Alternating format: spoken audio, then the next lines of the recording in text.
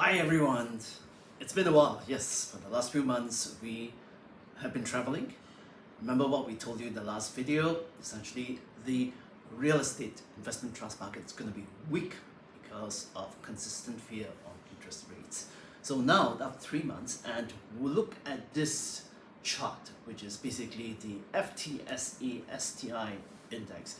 You notice this is the fourth attempt now, enumerated by the blue arrow, where last Wednesday the index fell to a new low that is at 680, but this is still higher than the 662 that you saw in October of last year. Now, is this therefore the intermittent low that we saw, or and whether the REIT market will hold at this level moving upwards? Now, in this week's video, essentially this is where we're going to explore. So as usual, ladies and gentlemen, we're going to explore essentially whether this support level at 680, 690 will hold, and essentially how will the REITs market play out in a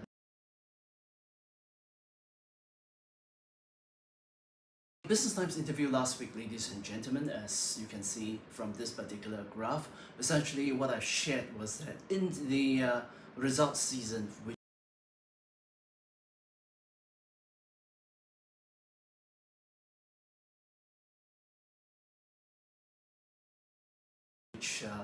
that's just passed. Proud that we have guided in our GCP Global Investment classes that essentially results can be weak because they will be worn down by essentially higher interest margin, higher interest costs, as well as higher loan profile for many of the real estate investment trusts. As you can see in our front page Business Times interview last week, we mentioned that of all the REITs have reported results so far, only one third have reported better DPU. Practically 2/3 of real estate investment trusts, while they did report better NPIs, 2/3 remember, but 1/3 only posted positive DPU. But the key thing, ladies and gentlemen, in driving REIT prices going forward is DPU. If there is no prospects of better DPU, why do better acquisitions? Correct? Exactly what we have guided in our class. Now,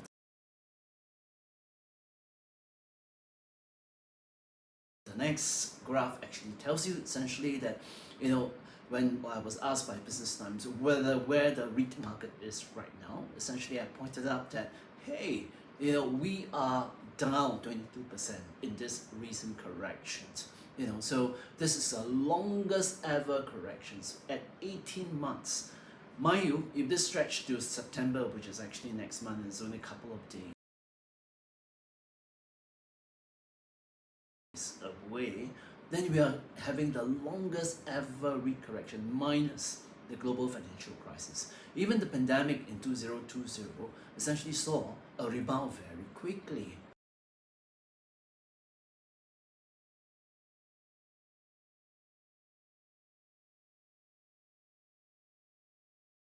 What about in terms of basically the magnitude of losses? We are and have approached, as this table has shown, in that we are down 22% when the Fed first increased interest rates way back in 17th of March last year. So right now we are approaching 19 months of severe correction. In terms of magnitude, we are down 22%. This is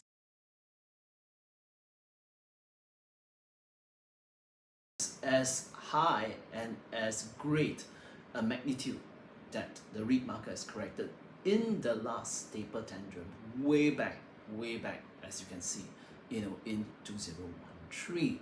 So you can see, ladies and gentlemen, the taper tantrum, the magnitude and the length of time where the REIT market underwent a correction, isn't as long as what we are experiencing right now.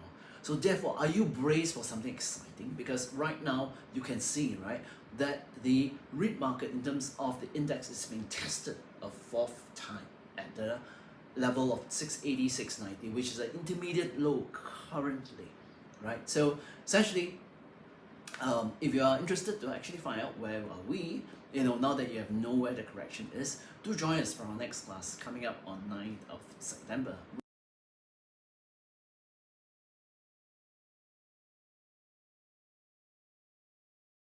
Which is opportunely timed, in such a way. So do go to GCP Global webpage to sign up for the class. In this class, we will actually explore a few things. One is actually not only just the outlook, we're looking at essentially an analyzing which REITs are the ones that you should be holding in the office sector.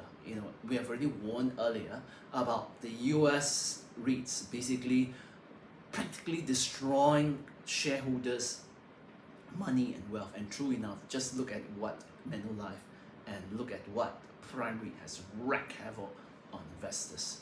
But what about essentially the office REITs owners like Capital REIT, Suntec, as well as Capital Land ICT, owning principally Singapore offices as well as Australia, as well as a couple of overseas assets? Where are the prospects?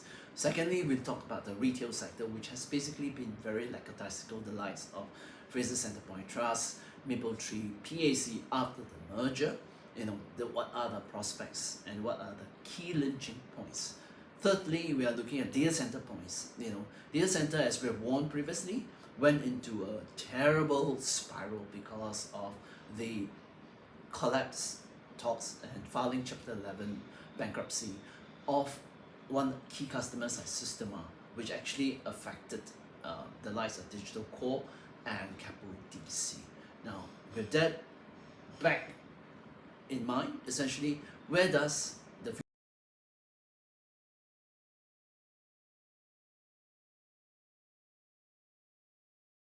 future holds for that? So essentially, this is what we will explore further, and a few other mirror topics, as you can see. So once again, if you enjoyed this video, give us a thumbs up, subscribe, and we'll keep you informed now that a REIT market has corrected to the same amount and to the same extent that we have already predicted in our earlier videos. So once again, enjoy the video and do try out for our classes and enjoy the early bird special while it still lasts. See you next week.